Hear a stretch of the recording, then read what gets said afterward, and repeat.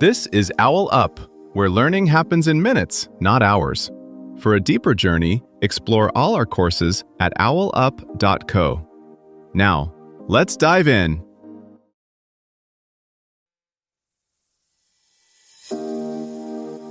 Welcome back to Chapter 4 of our series on cognitive behavioral techniques for anxiety management. In this episode, titled Replacing Negative Patterns with Positive Ones, we're going to explore practical strategies to help you shift those pesky negative thoughts into something much more uplifting. So, let's dive in.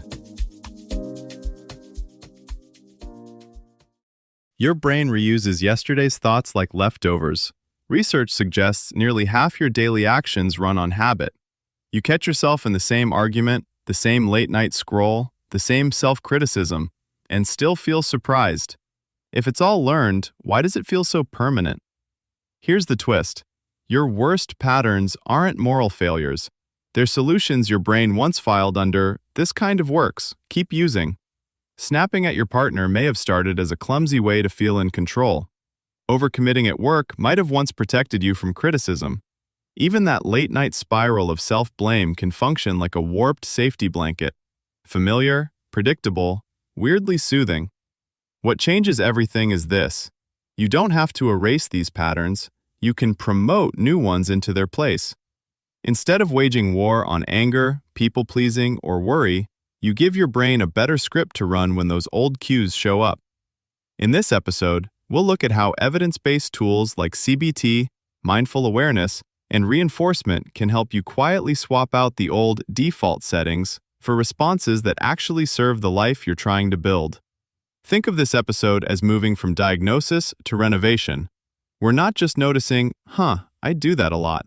We're getting curious about when, where, and what happens right before those patterns kick in. Your brain loves predictability, so it quietly pairs certain cues, like a tone of voice, time of day, or bodily tension, with the same old response. That's good news. If there's a cue, there's also an opening. We'll zoom in on those critical few seconds and start designing tiny replacement moves that feel doable on a Tuesday afternoon, not just inspiring in theory. Here's the counterintuitive move.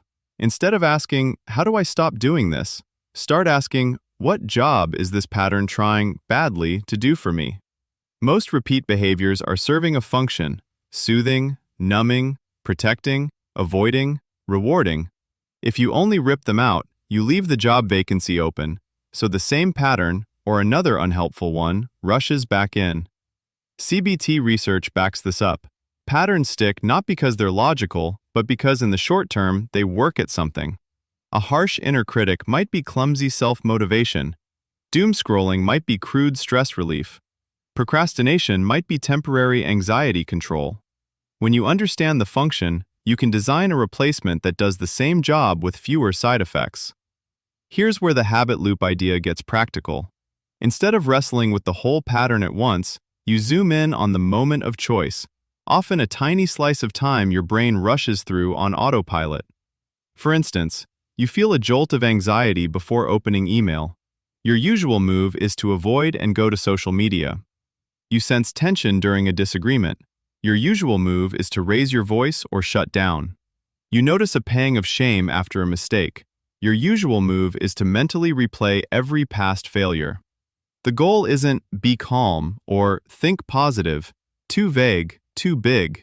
You're looking for a specific alternate move you can realistically pull off in 30 to 60 seconds under stress. Something like, before opening email, stand up, exhale slowly for 10 seconds, then open just one message. During conflict, drop your shoulders, lower your volume by one notch, and ask one clarifying question. After a mistake, write a 2-sentence balanced verdict. What went wrong and one concrete thing you'll try next time.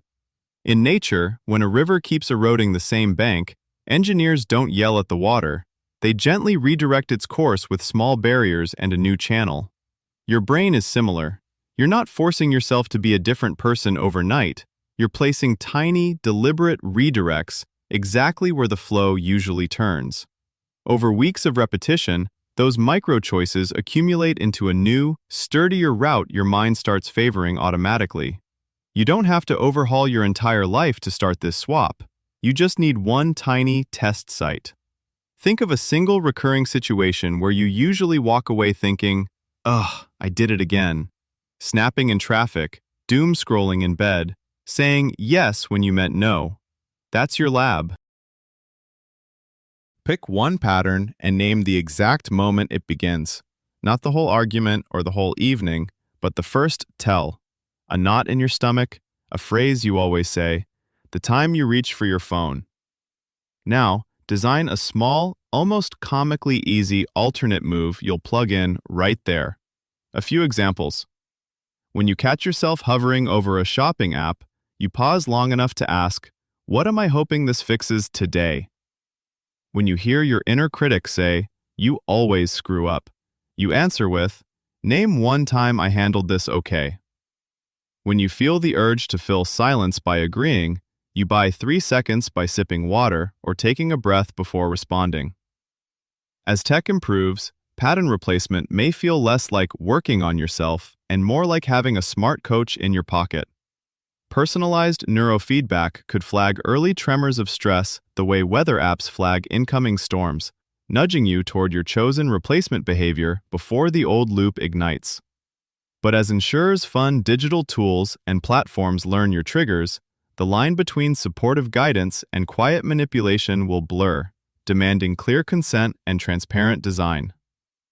Change often starts quieter than you expect. A different word in an argument, a slower reply to a stressful text, a brief pause before you open another app. Over time, those small edits stack like bricks in a new staircase, lifting you toward a version of yourself that doesn't just cope on hard days, but feels more like home on the good ones too. Try this experiment. For the next 3 days, every time you catch your usual negative loop, like, "I always mess this up" when you make a mistake at work, pause and literally say out loud, "Pattern spotted." Then replace it with one specific, opposite action you commit to immediately. For example, "I'm going to ask for feedback from Sam in the next 10 minutes. Keep a simple tally in your phone of how many times you catch and flip the pattern each day. At the end of day 3, compare. Are the negative spirals shorter or less intense? And did any of those opposite actions, like asking for help, starting the task, or clarifying expectations, change the outcome or how you felt?